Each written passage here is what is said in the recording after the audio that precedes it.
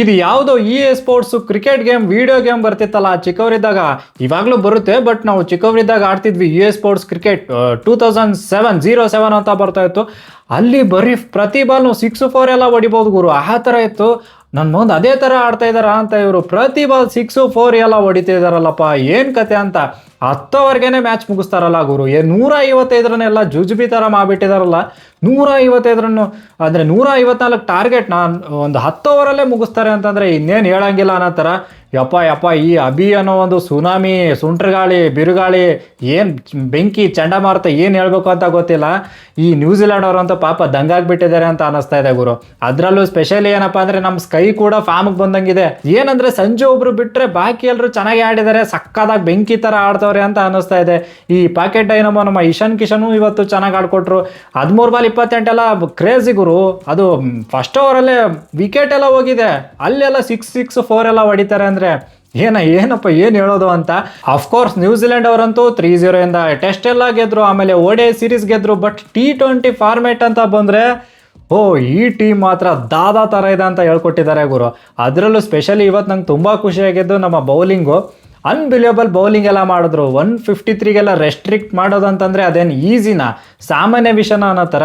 So ತುಂಬ ಖುಷಿ ಆಯಿತು ಈ ಮ್ಯಾಚ್ ನೋಡ್ಬಿಟ್ಟಂತೂ. ಅಲ್ಟಿಮೇಟ್ ಖುಷಿ ಅನ್ನಂಗೆ ಆ ಥರ. ಸೊ ಈ ಒಂದು ತಂಡ ವರ್ಲ್ಡ್ ಕಪ್ಗಂತೂ ಹೆವಿ ಸಿದ್ಧತೆ ಮಾಡ್ಕೊಂಡಿದ್ದಾರೆ ಅಂತ ಅನ್ನಿಸ್ತಾ ಇದೆ. ಏನಂದರೆ ಅದೇ ಯಾವುದೋ ಒಂದು ಕೆಟ್ಟ ದಿನ ಬಂದರೆ ಮಾತ್ರ ಇವರಾಗೆ ಸೋಲ್ಬೇಕು ಹೊರತಾಗಲಿ ಬೇರೆ ಟೀಮ್ಗಳು ಸೋಲಿಸೋದು ನನಗಂತೂ ಅನ್ನಿಸ್ತಾ ಇಲ್ಲ. ಬಟ್ ಅದೇ ಒಂದು ಕೆಟ್ಟ ದಿನ ಏನಾದರೂ ಬಂದರೆ ಆ ಕಡೆ ಆಗುತ್ತೆ ಹೊರತಾಗಲಿ ಈ ಟೀಮ್ ಮಾತ್ರ ಕ್ರೇಜ್ ಇದೆ ಗುರು. ಅಲ್ಟಿಮೇಟ್ ಟೀಮ್ ಅಂತಾನೆ ಹೇಳ್ತೀನಿ. ಇನ್ನು ಡೈರೆಕ್ಟ್ ಪಂದ್ಯಕ್ಕೆ ಬರೋದಾದ್ರೆ ಏನು ಅಂಥದ್ದೇನಿಲ್ಲ ಗುರು. ಯಾಕಂದರೆ ಈ ಕಡೆ ನಮ್ಮ ಭಾರತ ತಂಡ ಟಾಸ್ ಗೆಲ್ತಾರೆ, ಬೌಲಿಂಗ್ ತಗೋತಾರೆ, ಬುಮ್ರಾ ಇನ್ ಆಗ್ತಾರೆ. ಆಮೇಲೆ ಈ ಕಡೆ ಯಾರಪ್ಪ ರವಿ ಬಿಷ್ಣೋಯ್ ಅವರು ಇನ್ಕ್ಲೂಡ್ ಆಗ್ತಾರೆ ಗುರು. ಅದೊಂದು ಒಳ್ಳೆ ವಿಷಯ ಅಂತ. ಏನಂದರೆ ವರುಣ್ ಮತ್ತು ನಮ್ಮ ಹರ್ಷದೀಪ್ ಅವ್ರಿಗೆ ಗುರು ಸ್ವಲ್ಪ ರೆಸ್ಟ್ ತಗೊಳ್ಳಿ ನೀವು ಅಂತ ಹೇಳಿದ್ರು. ಸೊ ಈ ಕಡೆ ನ್ಯೂಜಿಲೆಂಡ್ ಅವರು ಬ್ಯಾಟಿಂಗ್ ಬರ್ತಾರೆ, ಡೆವಾನ್ ಕಾನ್ವೆ, ಆಮೇಲೆ ನಮ್ಮ ಟೀಮ್ ಸೆಫರ್ಟ್ ಇಬ್ಬರು ಬ್ಯಾಟಿಂಗ್ ಬರ್ತಾರೆ. ದಡಲ್ ಅಂತ ಬ್ಯಾಟಿಂಗ್ ಮಾಡೋಣ ಅಂತ ಬರ್ತಾರೆ. But Conway versus Rana army ಗೊತ್ತಿರೋದೇ ಅಲ್ಲ ನಿಮಗೆ. ರಾಣಾ ಆರ್ಮಿ ಅಂತ ಒಂಥರ ಭೂತ ಹಿಡ್ದಂಗೆ ಆಗಿದೆ ಕಾನ್ವೆಗೆ. ನಿದ್ದೆ ಅಂದರೆ ಕನಸಲ್ಲೆಲ್ಲ ಬರ್ತಿದ್ದಾರೆ ಅಂತ ಅನ್ನಿಸ್ತಾ ಇದೆ. ಯಾಕಂದರೆ 5ನೇ ಬಾರಿ ವಿಕೆಟು ತೆಗೆದಿದ್ದಾರೆ ಗುರು ನಮ್ಮ ರಾಣಾ ಆರ್ಮಿ. 5 ಇನ್ನಿಂಗ್ಸಲ್ಲಿ 19 ರನ್ ಕೊಟ್ಬಿಟ್ಟು 5 ಬಾರಿ ವಿಕೆಟ್ ಎತ್ತಿದ್ದಾರೆ ಕಾನ್ವೆದು. ಅದು ಹಾರ್ದಿಕ್ ಪಾಂಡ್ಯನು ಸಖತ್ ಒಳ್ಳೆ ಕ್ಯಾಚ್ ಅಂತ ಹೇಳ್ತೀನಿ, ಸೂಪರ್ ಕ್ಯಾಚ್ ಅಂತ. ಆಮೇಲೆ ಏನಪ್ಪ ಅಂತಂದರೆ ರಚಿನ್ ರವೀಂದ್ರ ಅವ್ರು ಬಂದರು, ಹಾರ್ದಿಕ್ ಪಾಂಡ್ಯ ಅವರಲ್ಲ ಅಣ್ಣನೂ ಔಟ್ ಆಗಿಬಿಟ್ರು. ಈ ಕಡೆ ಟೀಮ್ ಸೇಫರ್ಟು ಒಂದು ಲೆವೆಲಿಗೆ ಆಡ್ತಾ ಇರ್ತಾರೆ. ಬಟ್ ಏನು ಅಂಥದ್ದು ಯಾರ ಕಡೆಯಿಂದನೂ ಬರಲಿಲ್ಲ ಗುರು. ನಾನು ಇವ್ರ ಬಗ್ಗೆ ನ್ಯೂಜಿಲೆಂಡ್ ಬ್ಯಾಟಿಂಗ್ ಬಗ್ಗೆ ಹೇಳಬೇಕು ಅಂದರೆ ಯಾರ ಕಡೆಯಿಂದನೂ ಅಷ್ಟೊಂದು ರನ್ಸ್ ಬರಲಿಲ್ಲ. ಚಾಪ್ಮೆನ್ ಮತ್ತು ಗ್ಲೇನ್ ಫಿಲಿಪ್ಸ್ ಇಬ್ಬರು ಸ್ವಲ್ಪ ಮ್ಯಾನೇಜ್ ಮಾಡಿದ್ರೇನೋ, ಬಟ್ ಅಂದರೂ ಅಷ್ಟೊಂದೆಲ್ಲ ಆಡೋಕ್ಕಾಗಲಿಲ್ಲ. ಆ ಟೀಮ್ ಸೆಫರ್ಟ್ಗಂತೂ ನಮ್ಮ ಬುಮ್ರಾ ಅವ್ರದ್ದೊಂದು ಬೋಲ್ಡ್ ಬಕ್ಕಂತ ಬೋಲ್ಟ್ ಆಗುತ್ತೆ. ಬೋಲ್ಡ್ ಅದು ಸ್ಟಂಪೇ ಆರೋಗುತ್ತೆ ಗುರು.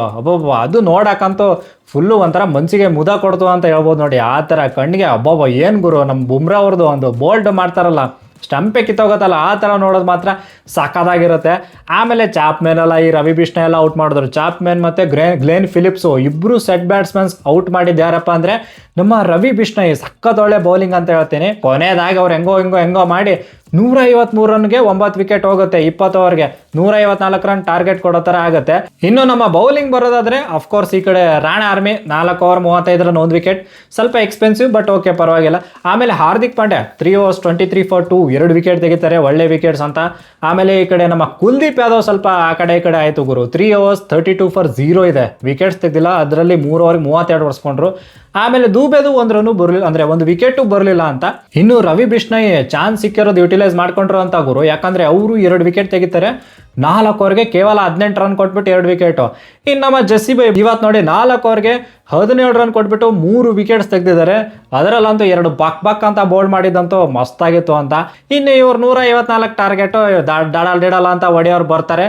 ಈ ಕಡೆ ನಮ್ಮ ಸಂಜು ಸ್ಯಾಮ್ಸನ್ ಇದೊಂದು ಮಿಸ್ಟ್ರಿ ಕೇಸ್ ಅಂತಾನೆ ಅನ್ನಿಸ್ತಾ ಇದೆಪ್ಪ.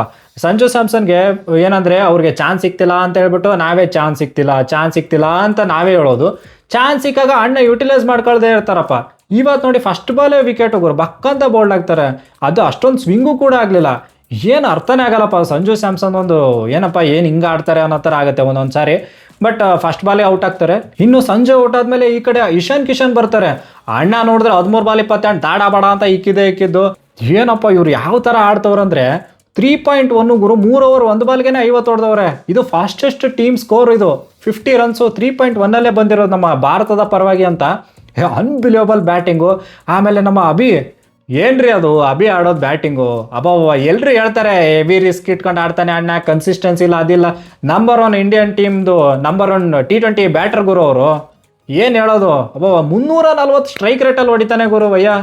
ಈ ಮ್ಯಾಚಲ್ಲಂತೂ ಏನು ಯಾವ ಲೆವೆಲಿಗೆ ಬ್ಯಾಟಿಂಗ್, 20 ಬಾಲ್ಗೆ 68, 14 ಬಾಲ್ಗೆ 50 ಹೊಡಿತಾರೆ. ಸೆಕೆಂಡ್ ಫಾಸ್ಟೆಸ್ಟ್ 50 ಹೊಡೆದಿರೋದು ಗುರು ಯಾರಪ್ಪ ಅಂದರೆ ಯುವರಾಜ್ ಸಿಂಗ್ ಅವರು. 12 ಬಾಲ್ ಹೊಡೆದ್ರೆ ನಾನು 14 ಬಾಲ್ ಹೊಡಿತೀನಿ ಅಂತ ಯುವರಾಜ್ ಸಿಂಗ್ ಅವರು ಟ್ವೀಟ್ ಮಾಡಿದ್ದಾರೆ.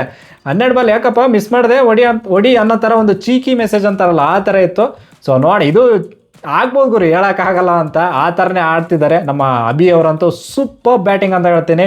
ಆಮೇಲೆ ಸ್ಕೈ ಮೋಜೋ ಅಂತೂ ಹಿಂದಿನ ಮ್ಯಾಚಲ್ಲಿ ನೋಡಿದ್ವಿ, ಈ ಮ್ಯಾಚಲ್ಲೂ ನೋಡೋಕೆ ಸಿಕ್ತು ಗುರು. ಸೂಪ್ಲಾ ಶಾಟ್ ಎಲ್ಲ ಸಕ್ಕದಾಗಿ ಬಂತು. ಆಮೇಲೆ ಡೀಪ್ ಮಿಡ್ ವಿಕೆಟಲ್ಲಿ ಅಲ್ಲೆಲ್ಲ ರಾಜ್ಕೆದ್ಬಿಟ್ಟು ಹೊಡೆದ್ರು. 1-2 4 ಎಲ್ಲ ಸಕ್ಕದಾಗಿ ಹೊಡಿತಾರೆ. ಅವರು ಕೂಡ ಒಂದು 25 ಬಾಲಲ್ಲೆಲ್ಲ 50 ಎಲ್ಲ ಹೊಡಿತಾರೆ. ಇಬ್ಬರದು ಜುಗಲ್ಬಂದಿ ಮಾತ್ರ ಕ್ರೇಜಿ ಆಗಿತ್ತು. 10 ಓವರ್ಗೆ 155 ಹೊಡಿತಾರೆ ಗುರು. 8 ವಿಕೆಟ್ಗಳಿಂದ 60 ಬಾಲ್ ಇರೋಷ್ಟರಲ್ಲೇ ಭರ್ಜರಿಯಾಗಿ ಗೆಲ್ತೀವಿ ನಮ್ಮ ಭಾರತ ತಂಡ. 13th ಕನ್ಸರ್ವೇಟಿವ್ ಸೀರೀಸ್ ವಿನ್ನು ಇದು T20ಯಲ್ಲಿ. ಆಮೇಲೆ ನೆಕ್ಸ್ಟ್ ಮ್ಯಾಚ್ ನೋಡಿದ್ರೆ ಅದು ವೈಜಾಗಲ್ಲಿ ಅಂದರೆ ವಿಶಾಖಪಟ್ಟಣಮಲ್ಲಿ ಇದೆ. ಆ ವಿಶಾಖಪಟ್ಟಣಂ ಅಂತೂ ಅದು ಫುಲ್ ರೋಡ್ ಇದ್ದಂಗೆ ಲೆಕ್ಕ ಗುರು. ಅಲ್ಲಿ SRH ಅವ್ರು ಹೆಂಗೆ ಆಡ್ತಾರೆ ಗೊತ್ತಿರೋದೆ. SRH ಇಬ್ಬರು ಪ್ಲೇಯರ್ಸ್ ಬೇರೆ ಇದ್ದಾರೆ, ಇಶಾನ್ ಕಿಶನ್ ಮತ್ತು ಅಭಿ. ನಿಂತ್ಕೊಂಡ್ರೆ ಮುಗ್ದೇ ಹೋಯ್ತು ಕತೆ ಅನ್ನೋ ಥರ. ಅಷ್ಟೇ ಸ್ವಲ್ಪ ಸಂಜು ಕಡೆಯಿಂದ ರನ್ಸ್ ಬರಬೇಕು ಅನ್ನೋದೇ ನನ್ನ ಆಸೆ. ಈ ಕಡೆ ತಿಲಕ್ ವರ್ಮನೂ ಬ್ಯಾಕ್ ಆಗ್ತಿದ್ದಾರೆ, ನೋಡಬೇಕು ಏನು ಪ್ಲೇಸ್ ಎಲ್ಲ ಚೇಂಜ್ ಮಾಡ್ತಾರೆ ಏನು ಕತೆ, ಅಥವಾ ತಿಲಕ್ ವರ್ಮ ಇನ್ನೂ ಡೌಟ್ ಬರೋದು ಏನು ಗೊತ್ತಿಲ್ಲ ಅದ್ರ ಬಗ್ಗೆ ನೀಟಾಗಿ. ಬಟ್ ಈ ಕಡೆ ಸಂಜು ಅವ್ರದ್ದೊಂದು ಬೇಕು ಗುರು, ರನ್ಸ್ ಬೇಕು, ನೋಡ್ಬೇಕು ಏನು ಮಾಡ್ತಾರೆ. ಸಂಜು ಅವ್ರ ಮೇಲೇ ಎಲ್ಲ ಕಣ್ಣಿದೆ ಅಂತ ಅನಿಸುತ್ತೆ. ಸಖತ್ತಾಗಿ ಬರಲಿ ಸಂಜು ಅವ್ರ ಕಡೆಯಿಂದ ರನ್ಸ್ ಎಲ್ಲ ಬರಲಿ ಅಂತ ಆಶಿಸೋಣ. ಒಟ್ಟಿನಲ್ಲಿ ಸೂಪರ್ ಪರ್ಫಾರ್ಮೆನ್ಸ್. ಸೋಂಟ್ರ ಗಾಳಿ, ಸುನಾಮಿ, ಚಂಡಮಾರುತ ಎಲ್ಲ ಒಮ್ಮೆ ಬಂದಂಗೆ ಆಗ್ಬಿಡ್ತು. ನ್ಯೂಜಿಲೆಂಡ್ ಅವರಂತೂ ಅಭಿ ಬ್ಯಾಟ್ ಎಲ್ಲ ನೋಡ್ತಾ ಇದ್ರು, ಯಾವುದಪ್ಪ ಇದು ಹೊಸ ಬ್ಯಾಟ್, ಏನಾದರೂ ಬೇರೆ ಥರನೇ ಬ್ಯಾಟ್ ತಗೊಂಬಂದಿದೆಯಾ ಅನ್ನೋ ಥರ ಎಲ್ಲ ನೋಡ್ತಾ ಇದ್ರು. ಆ ಥರ ಆಗಿತ್ತು. ಅಲ್ಟಿಮೇಟ್ ಗುರು, ಲಿಟ್ರಲಿ ಇದು ಒಂಥರ ಬೆಂಕಿ ಟೀಮ್ ಅನ್ನೋ ಥರನೇ ಕಾಣಿಸ್ತಾ ಇದೆ. ನೆಕ್ಸ್ಟ್ ಮ್ಯಾಚ್ ನೋಡೋಣ ಏನಾಗುತ್ತೆ ಅಂತ. ಈ ಒಂದು ಮ್ಯಾಚ್ ನೋಡಿಬಿಟ್ಟು ನಿಮ್ಗೇನು ಅನ್ನಿಸ್ತು ಅಂತ ಕಮೆಂಟ್ ಬಾಕ್ಸಲ್ಲಿ ಕಮೆಂಟ್ ಮಾಡಿ. ಆ್ಯಂಡ್ ಈ ವಿಡಿಯೋ ನಿಮಗೆ ಇಷ್ಟ ಆದರೆ ಪ್ಲೀಸ್ ಲೈಕು, ಶೇರು, ಸಬ್ಸ್ಕ್ರೈಬ್ ಮಾಡೋದು ಮಾತ್ರ ಮರಿಬೇಡಿ ಅಂತ ಹೇಳ್ತಾ, that's it for the day. Bye. ಜೈ ಕರ್ನಾಟಕ. ಮತ್ತೆ ಭೇಟಿಯಾಗೋಣ. ನಮಸ್ಕಾರ.